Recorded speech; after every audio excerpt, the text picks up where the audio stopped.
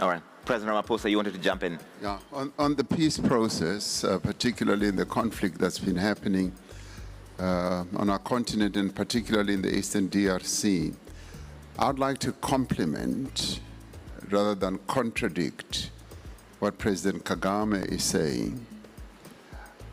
The processes that have been happening on the continent, either the Nairobi process or the Luanda process or the AU process, have been very, very essential in building a foundation of peacemaking, up to and including agreements that have been reached for a ceasefire between the belligerents, up to and including the withdrawal of, say, the SADC forces as they are withdrawing now.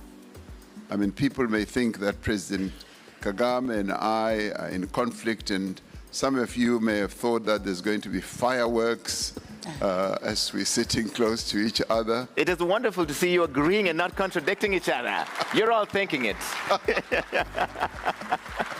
But in the end, we must also remember the principle that we have adopted as Africa, that African problems or African solutions for African problems.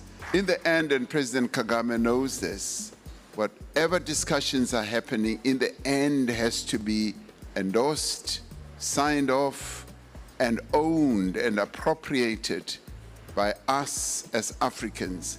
And what they are doing with Qatar, US, or whoever is part of the peace-building process, but it is inherently African.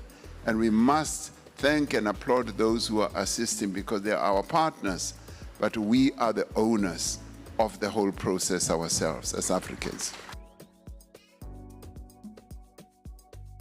Well, we have family meetings unbeknown to many people who see certain things happening just 2 seconds, 3 seconds.